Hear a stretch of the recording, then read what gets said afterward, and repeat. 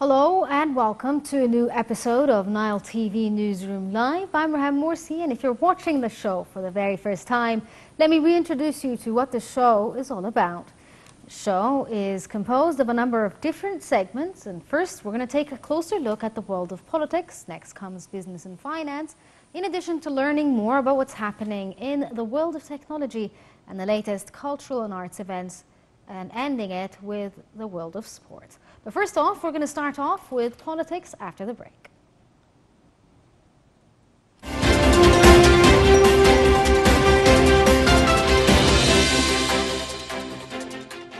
President Abdel Fattah al-Sisi gave a speech marking the 41st anniversary of the Sinai Liberation Day. He said the occasion is a dear memory to all Egyptians and Arabs, adding Sinai is a symbol of resilience and marks a long history of struggle for freedom. The President said Sinai is a prime aim for the fiercest terrorism wave ever to hit Egypt. He said the 25th of April will always be a special date of pride in the history of the nation. He also said the October War is an embodiment of the will of the people who refuse to bow. Sisi said the liberation of Sinai marks the victory of perseverance, good planning and accurate implementation. He saluted the late President Anwar Sadat on the occasion and the martyrs and the injured for the sake of the nation. He said Sinai has gone through the hardest test with the arrival of terrorists, adding that the army and police stand strong with no fear of death before such a challenge. He said the sacrifices of the army and police will be a source of pride for generations to come. The President said liberating Sinai from occupation and terrorism and any part of Egypt's land is a vow to be committed to. He added that the struggle to develop Sinai needs big efforts and patience. Al-Sisi also said a new status is being created in Sinai, one that is worthy of the people of Sinai and Egyptian sacrifices in this dear part of the nation. He added Egypt is still on the path to peace for its people and all humanity. Within the celebrations to mark Sinai Liberation Day, President al-Sisi laid a wreath of flowers on the unknown soldier's tomb. He also laid a wreath of flowers on the late President Anwar Sadat's grave.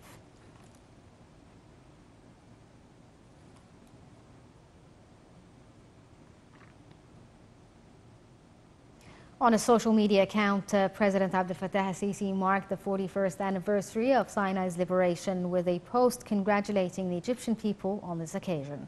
He said the event marks the full return to Egypt's legitimate land rights, hailing the sacrifices offered for the return of Sinai and the army which fought honorably to gain back the nation's pride. He also hailed the late President Anwar Sadat, saying he embodied Egypt's deep-rooted values of war and peace, stressing justice and security.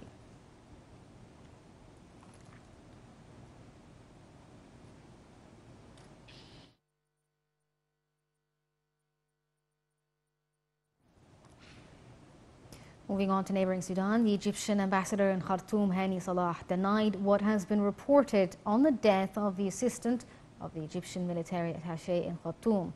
The ambassador asserted that the diplomatic mission and technical offices are still performing their tasks amid the complicated conditions. Meanwhile, the foreign ministry mourned Egypt's assistant administrative attaché in the Egyptian embassy in Khartoum, Mohammed al-Gharawi, who fell martyr as he was driving his car to work at the embassy's headquarters on Monday to follow up on the measures of evacuating Egyptians in Sudan. The ministry stressed in a statement that the Egyptian mission in Khartoum would continue bearing its responsibilities in following up, evacuating all Egyptians from Sudan and securing the return to home safely.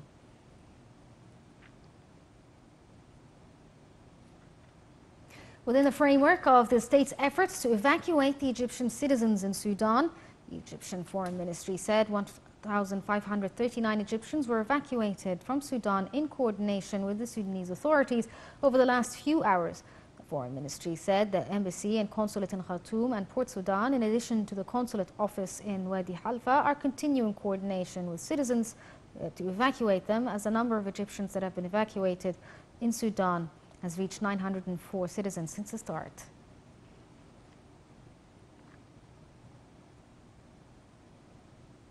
Fighting in Sudan eased overnight as a U.S. brokered ceasefire between Sudan's warring generals was largely holding in the capital on Tuesday as foreign nations stepped up efforts to evacuate their nationals from Sudan. The story.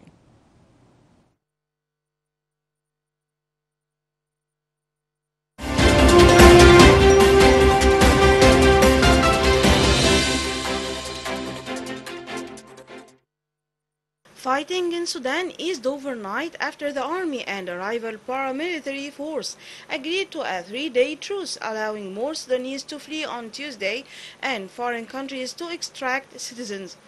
The warfare that erupted between the army and the Rapid Support Forces (RSF) paramilitaries on April 15th had turned residential areas into war zones, killing at least 459 people, wounding over 4,000, and cutting water, power and food in a nation already reliant on aid. Foreign countries have airlifted embassy staff out of Khartoum, the capital, after several attacks on diplomats, including Egyptian administrative attaché assistant who was killed while heading to the Egyptian embassy in Sudan. Some countries are also extracting their private citizens. Britain on Tuesday said it had launched a large-scale evacuation of its citizens trapped in Sudan, where 10 days of urban combat have led to hundreds of deaths. It comes hours after a U.S. brokered 72-hour ceasefire between Sudan warring generals officially came into effect. Ukraine said Tuesday it had evacuated 138 people, including 87 of its own citizens, to Egypt from Sudan. The main intelligence directorate of Ukraine Defense Ministry said in Telegram a total of 138 citizens were saved. All evacuees are safe in Egypt. This included 35 women and 12 children, according to Ukrainian authorities who organized the operation. Citizens from Georgia and Peru were also among the rescued.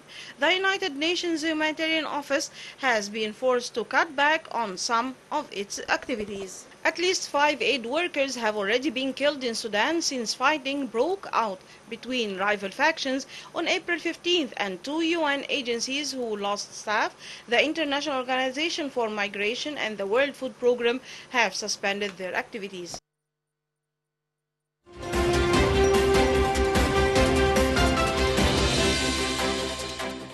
Still on Sudan, the U.S. Secretary of State Antony Blinken said Sudan's warring generals had agreed to a 72-hour ceasefire starting Tuesday after 10 days of urban combat killed hundreds, wounded thousands, and sparked a mass exodus of foreigners. Blinken's statements came 2 hours before the truce was to take effect. UN Secretary General Antonio Guterres warned earlier that Sudan was on the edge of the abyss and that the violence could engulf the entire region and beyond. The fighting has pitted forces loyal to the army chief Abdel Fattah al-Burhan against those of his former deputy Mohammed Hamdan Daglo, who commands the paramilitaries RSF.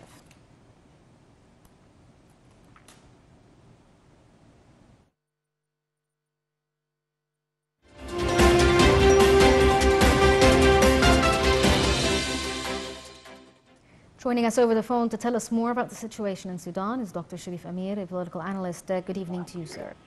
Good evening. The situation in Sudan has been escalating in the last few days, and the Egyptian Foreign Ministry has been watching the events taking place there quite closely. In addition to evacuating Egyptian citizens there, how do you think the Egyptian efforts are going to take? How long will it take to actually get all the citizens out of Sudan? Well, it's obvious it's very difficult, the situation now. We offer, of course, to ourselves our condolences for the death of one of our diplomats in Sudan. That means that we have a heavy burden now in carrying on the evacuation. It's under fire. No one is committed to the truth now. Hopefully, these 24 hours, it was relative calm. Egypt managed to evacuate not only Egyptians, but also to accept refugees from Sudan. We opened the border.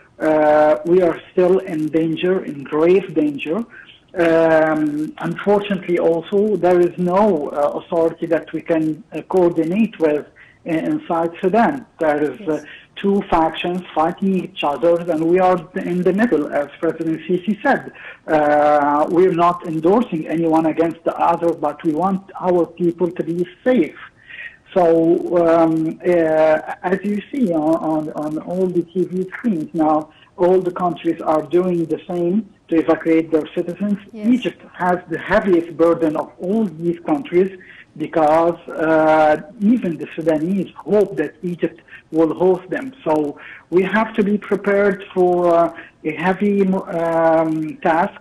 I think that after the 72 hours truce, I think that the escalation will continue because evacuating foreigners does not mean that there will be calm. That means that they are just clearing the way, paving the way for more violence between the two factions to wait and see who will win. Yes, the Foreign Ministry had also said in its statement when it came to what's happening in Sudan is that Egypt is always open to the Sudanese brothers, welcoming anyone who fears for themselves during the difficult times right now. Do you expect an influx of Sudanese citizens coming into Egypt? Of course, it happened before, and now this is the first time in the history of Sudan that the fighting is in the capital, Khartoum. So, of course, they will choose Egypt, the closest country, the safest country. It's more safe than Eritrea or Ethiopia and Libya or Chad. So we are the safest country for them. There is already about 8 million Sudanese living in Egypt, so they will join their families also here. Yes. We will open the doors for everyone, but still, I think that the international community should take its part in the responsibility by helping Egypt to absorb all these refugees. We cannot do it by our own efforts. It's a very heavy burden, and I think that the national community, the UN and Secretary General Guterres has to work with the Egyptian government about it. Yes, there was an announcement today of a ceasefire, as you just said as well. Do you believe that this ceasefire for 72 hours is going to hold, and will it be enough time to have aid workers come in and maybe help out, or have electricity again and water supply returning back to Khartoum? It will be very fragile. I don't believe it will live until 72 hours. Let's not forget, these are not regular armies. Even the regular army of Sudan has many factions inside of it. So it's very complex, the situation. You don't know who would do what when. There is no regulations. There is no real ceasefire. There is only mediators between the both parties, Saudi Arabia, the Emirates, Egypt, and we're doing all what we can do. But there is no authority, real authority on the people on the ground. They could kill civilians. They could kill anyone from the aid workers. I think that the UN itself has lost people, and they won't intervene in the coming hours. Yes, there is news reports of several international aid agencies pulling out of Sudan because of the situation there. How do you think this will affect the humanitarian situation on the ground? How will the Sudanese people survive with the much-needed aid? It will deteriorate the situation. We have seen the scenes in the hospitals. The people are now trying to find the doctors are not able to work anymore. We have heard in the first hours or the first days of the fighting, more than 20 hospitals were out of service. And now it's everywhere in Khartoum. And it's the capital. That means that the biggest center of medical support in Sudan is being heavily affected. I think the possibility there will be some hospital tents inside the Egyptian border for the refugees. Egypt has done that. They can come and have support, but also, I repeat, this has to be with the aid of the UN because it's a huge responsibility of a nation that has chosen to find a safe haven and refuge, which is Egypt. So it's very complicated. And we also know that the truth would not hold, because every part, whether the Fatah al-Burhan or Mohammed Hamdan Doglo, both of them are just promising that they will win the war. Yes. So we don't know when they will finish this pact. Yes. So do you believe, sir, that given the current heightened tensions there, possibilities of mediation could seem almost fruitless? We are, the Arab countries, we are all working together, Egypt, Saudi Arabia, the Emirates, even the Americans and the EU also. We have called for an urgent meeting in Riyadh for the heads of the two factions. I think that they want to, whether Doglo or Burhan, one of them wants to gain more gains on the ground before negotiating. They want to ensure, each one of them, that he would not be defeated militarily before sitting on the negotiating table. And let's not forget also that both of them are subject to international influence, and this is what Egypt said from day one. No one should interfere inside Sudan. Yes. But unfortunately, both of them are listening to outside voices. Yes. So, my estimation, they want to, each one of them, each camp, want to ensure his gains on the territories before sitting on the negotiating table. Okay, Dr. Sharif Amila, political analyst, thank you so much for joining us over the phone. And we're going to take a short break and move on with the rest of the episode.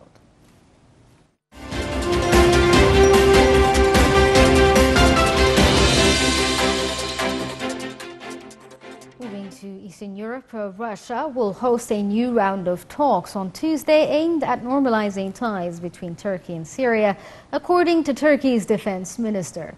The talks, also involving regional power Iran, will be held in Moscow. They will be attended by the defense and intelligence chiefs of all four countries. Russia is seeking to repair ties between Ankara and its ally Damascus, which were severed at the start of Syria's civil war in 2011. Ankara and Damascus have had few formal contacts since Turkey began backing rebel efforts to topple the Syrian president Bashar al-Assad. The Turkish President Recep Tayyip Erdogan has opened up about the idea of holding the peace-building summit with the Syrian leader. The Russian President Vladimir Putin has backed Erdogan's efforts.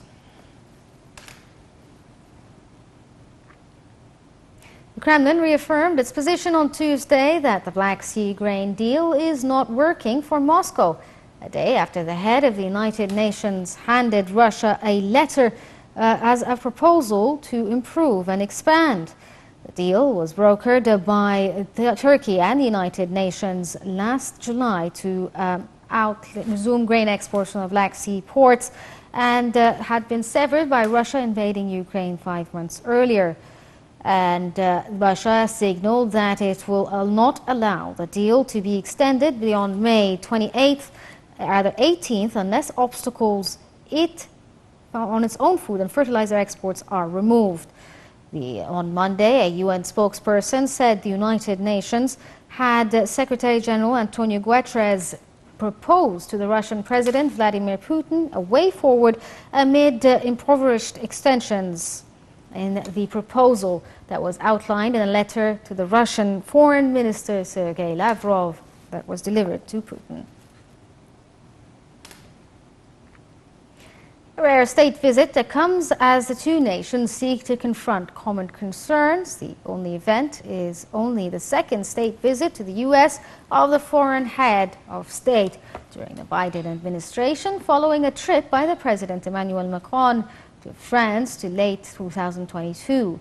The U.S.-South Korea alliance has developed into one based as much on economic interests as diplomatic and strategic concerns. Even the awkward issue of recent reports of alleged U.S. spying that the presidential office dampened the show friendliness in the meeting. The The state visit follows a year in which North Korea had fired early 100 missiles into the skies in and around the Korean peninsula, according to the Russia crisis. And China upped its rhetoric around the disputed island of Taiwan, and each will need to address the summit. North Korean missiles to the South Korea, the threat of the isolation of states to its north in the most existential. Biden will also underscore the U.S. commitment to the defense of South Korea against a nuclear-armed North Korea. The rise of China as an Indo-Pacific force and a rival of Washington and Seoul's economic and strategic interests is another likely topic in the White House agenda. Biden will be hoping to isolate China further through economic means. Yoon will visit Boston during his trip, underscoring the importance of collaboration in the biotech and high-tech industries. Yoon will be seeking to promote U.S.-Korean joint investments in the semiconductor sector to compensate for the impact from reducing sales to China's market. As strategic and economic concerns converge, the future relationship between the countries is being redefined by how the two allies confront simultaneously geopolitical concerns in South Korea's doorstep.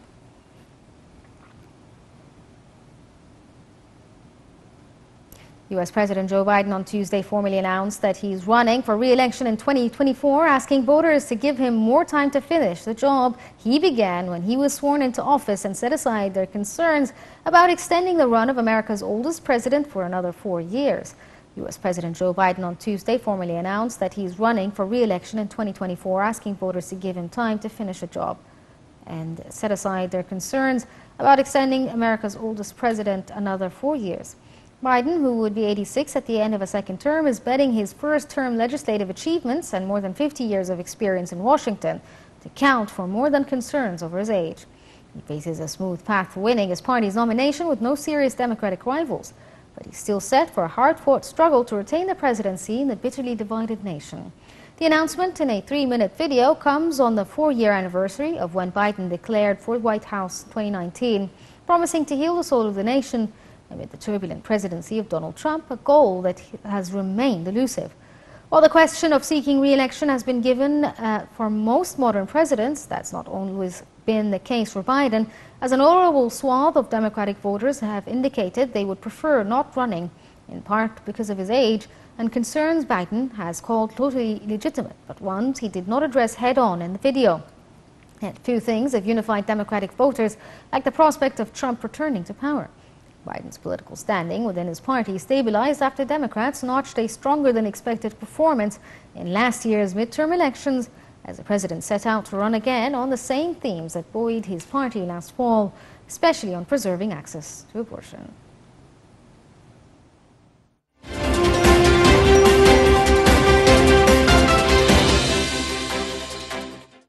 The dollar edged higher as risk sentiment soured in Europe on returning banking worries, while the euro slipped even as policymakers left the door open for a 50 basis point rate hike at next week's European Central Bank meeting.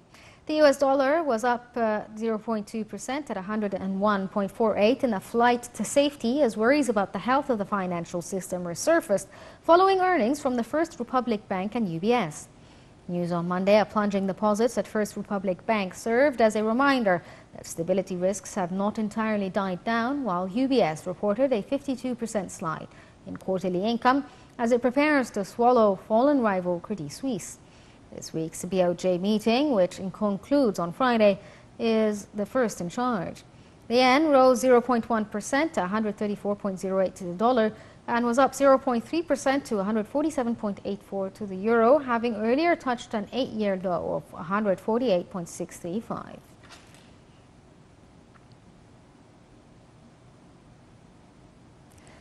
India has ruled out any immediate impact from the World Trade Organization panel ruling that the Asian country violated global trading rules by imposing tariffs on some IT products, the country's government said in a statement on Tuesday. Such options could either include a plan to appeal against rulings, and last week the WTO panel gave the ruling related to 2019 disputes within the European Union, Japan and Taiwan over import duties on IT products. In 2019, the EU challenged India's introduction of import duties of between 7.5% and 20% for a wide range of IT products, such as mobile phones and components, as well as integrated circuits, saying they exceeded the maximum rate. Japan and Taiwan filed similar complaints that same year. The group of 7 G7 economic powers called on Sunday for the extension of full implementation and expansion of a critical deal to export Ukraine grain through the Black Sea. The G7's agricultural minister said in a communique that after a 2-day meeting in Maziak, Japan, the G7 agricultural ministers recognized the importance of the deal, saying they strongly support the extension, full implementation and expansion of the deal. The communique said the leaders condemn Russia's attempt to use food as a means of destabilization and as a tool of geopolitical coercion, and reiterates the commitment to act in solidarity and support those most affected by Russia's weaponization of food. Russian Foreign Minister Sergei Lavrov is to discuss Ukraine Black Sea grain exports. Secretary General Antonio Guterres, brokered by the United Nations and Turkey, the deal was signed in Istanbul just last July, allowing Ukraine to export more than 27 million tons of grains from several ports in its Black Sea.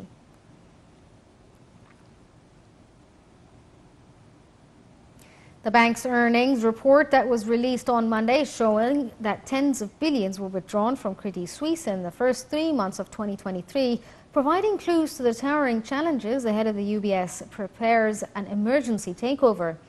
The report said Monday that Switzerland's long-time second largest bank saw 61.2 billion Swiss francs or $68.6 billion withdrawn in the first quarter alone, as what is likely its final quarterly report before it is swallowed by larger domestic rival UBS. The bank also reported deceptively bloated net profits for the quarter after its high-risk debts were wiped out in the mega merger deal, but warned of substantial losses to come.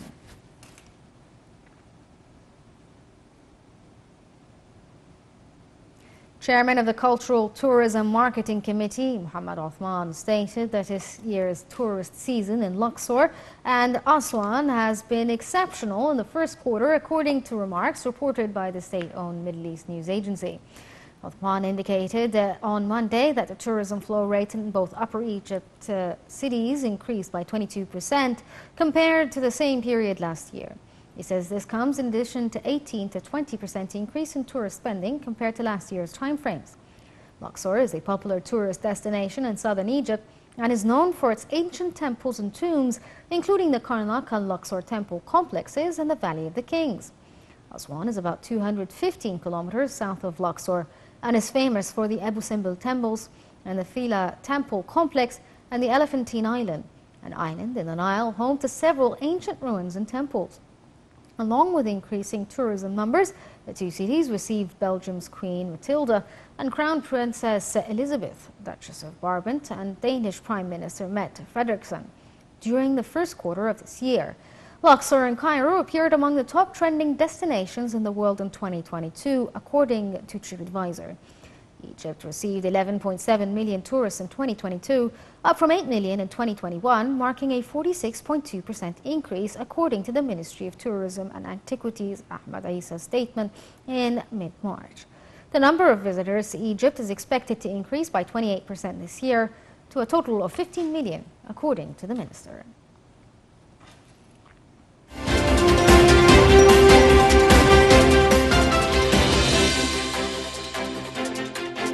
Joining us over the phone to tell us more about this is Tariq Al-Sharif, a member of the Chamber of Hotels. Good evening to you, sir. Good evening to you and your audience. Thank you for joining us. It's a pleasure. There are reports, the one that I just read, about an increase of about 22% of tourism in Luxor and Aswan. Why do you think there's an increase in tourism there? What has changed? Well, there's a number of things that happen. Number one, the rebound of tourism globally after the after Corona issues. That the Corona has been already away. People started to travel. Egypt has always been on the list, and now it is within the reach of a lot of Europeans, especially. So, and then, of course, the weather this winter in Egypt was more moderate weather as compared to the severe weather in Europe. So that has really helped a lot in people flocking into Egypt, especially Luxor and Aswan, where it has 1/3 of the monuments of the world.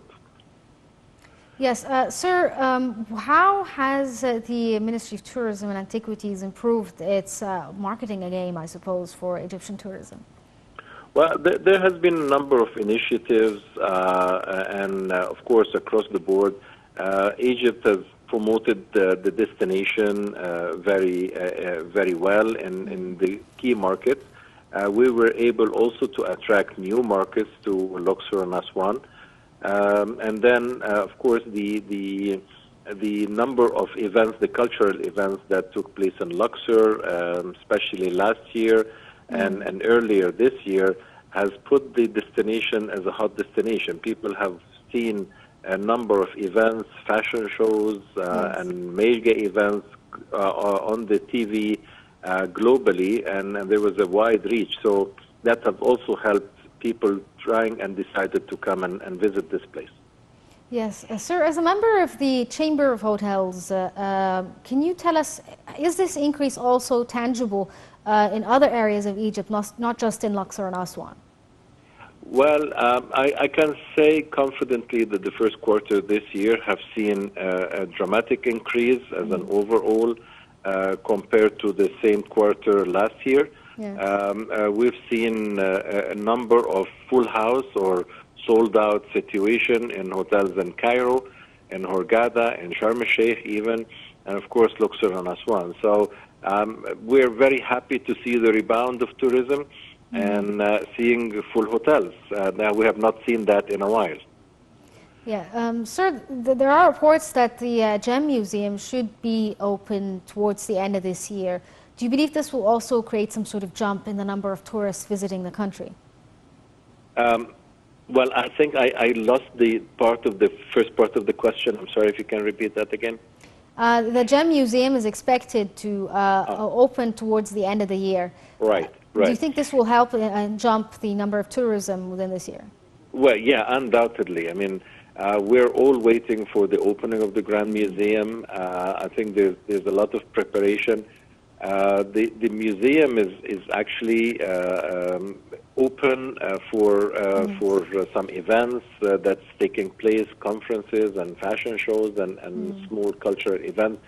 So it's just the final touches and then the decision of the opening date. It will undoubtedly increase the traffic to Cairo, not only Cairo, but also into the other destinations. So will be part of the program and part of the tour. Yes. So we are hardly waiting for the opening. Yes, hoping that the tourist number increases within the next year or so.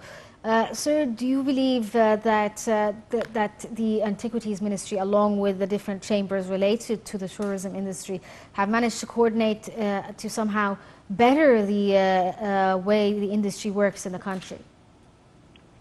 Well, we're on the right track, I would say. Still way to go. There's a lot of areas that we need to look at, which is primarily marketing and promoting the destination. But also there's also internally a lot of work internally. A great deal of the infrastructure has been done with all the roads and the locations. I would say we are on the right track. So there's been a lot of efforts, a lot of dedication, and that is going to help us definitely get where we should be. Okay, Mr. Tariq Sharif, a member of the Chamber of Hotels, thank you so much for joining us over the air. We're going to take a short break and move on to the world of technology.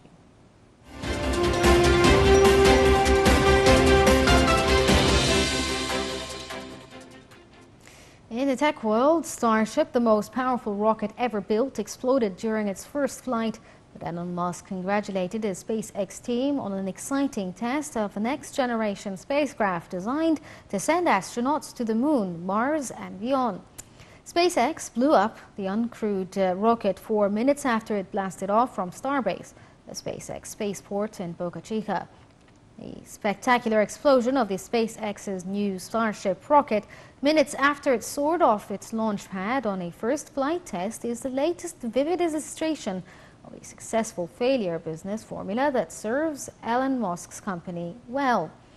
Rather than seeing the fiery disintegration of Musk's colossal next-generation Starship system as a setback, experts said the dramatic loss of the rocket ship would help accelerate development of the vehicle. Images of the Starship tumbling out of control some 20 miles up in the sky while mounted to its super heavy rocket booster before the combined vehicle blew its bits dominated media coverage of the highly anticipated launch. SpaceX acknowledged that several of the Super Heavy's 33 powerful Rapport engines malfunctioned on ascent and that the booster rocket and Starship failed to separate as designed before the ill-fated flight was terminated. But SpaceX executive, including Musk, the founder, CEO and chief engineer of the California-based rocket company, hailed the test flight for achieving the major objective of getting the vehicle off the ground while providing a wealth of data that will advance Starship's development.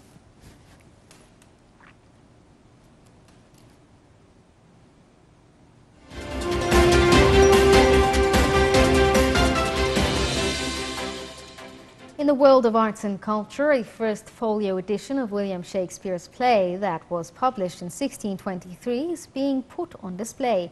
Guildhall Live Art will be showcasing the rare book as part of a celebration of 400 years since the book was published. Here's a story.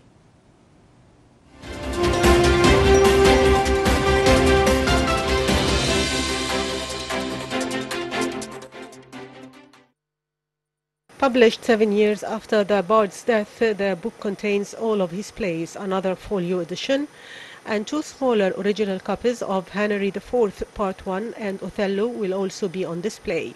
Principal librarian of Guildhall Library said there were around 750 copies of the first edition printed and around 235 survive today. Only a quarter of those copies are complete, and among the best in the world is this one. It is remarkable for its completeness and quality of paper. He added that while the copy would remain in the library, another copy of the first folio sold for around $10 million in October 2020. The folio edition was compiled by actors John Hammond and Henry Condell as tribute and memorial to the writer. Experts say that had his 2 friends not gathered his plays for the first folio, half of them including Macbeth, Twelfth Night and The Tempest would have been lost forever. The City Corporation's copy was purchased in about 1760 by William Petty, who became Prime Minister, after which it was bought by London Institution at the sale of his library in 1806. The book was transferred to Guildhall Library in 1913 and is rarely featured on display because of its delicate nature. Chair of the City of London Corporation's Culture, Heritage and Libraries Committee, Wendy Hyde, said, "I think it is very inspiring for Londoners to appreciate their fantastic history. The first folio is a truly remarkable book, and for 5 precious hours, everyone will be given the rare opportunity to see it up close at Guildhall Library as part of our first Folio 400 celebrations."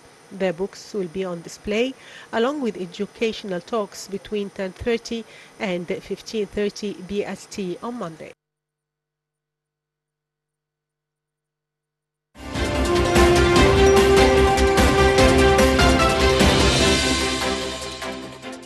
Still in the UK, King Charles III's pomp-filled coronation on May 6th will feature many ancient traditions in a ceremony harking back to the 10th century. But while custom and ritual will remain key, the new king has made no secret of his wish to modernize. King Charles III's will feature many ancient traditions, but the customs will remain key, but he still plans to modernize. This is what we know about Charles's plans for the 21st century coronation and how it compares to the last ones of his mother, Queen Elizabeth II, in 1953. Around 2,000 people will be present in Westminster Abbey, compared with more than 8,000 in 1953, who had to squeeze onto special-built platforms. The reduction echoes Charles's long-standing aim of streamlining the monarchy itself, reducing it to around 7 key working members. The length of the ceremony will also be slashed from nearly 3 hours to just over 1. At Elizabeth's coronation, almost all royal women and female aristocrats wore tiaras. The dress code for Charles's coronation has yet to be confirmed, but there is speculation there might be a move to smart attire teamed with hats or fascinators for all but most senior royal women. A limited number of places for MPs and members of the upper house of Parliament, known as the House of Lords, are being allocated by cross-party ballots.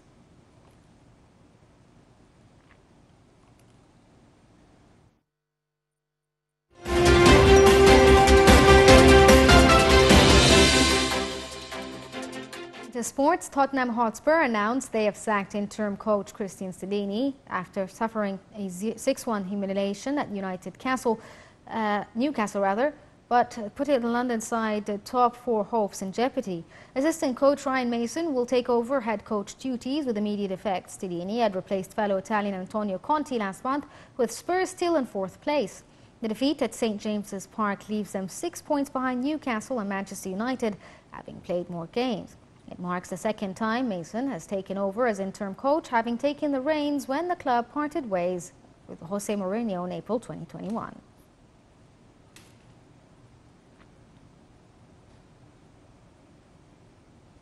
In tennis, world number one Iga Swiatek defeated Australian Open champion Aryna Sabalenka in straight sets to win her second consecutive Stuttgart title.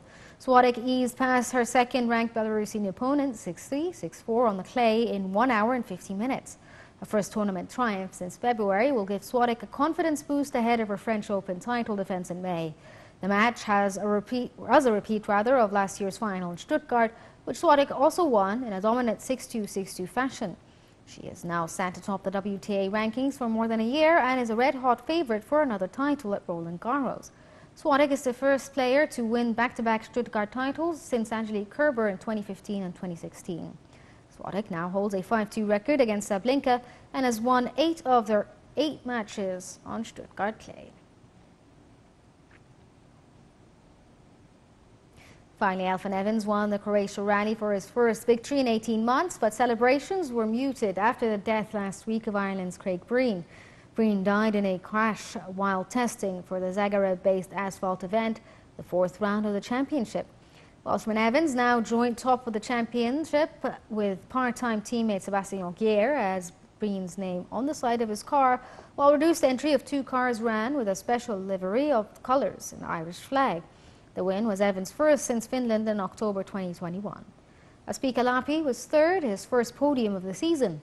Reigning world champion Kaol Arvanpora was 4th and is the only a point off of the championship lead, with teammate Ogier and Takamoto Katsusa 5th and 6th.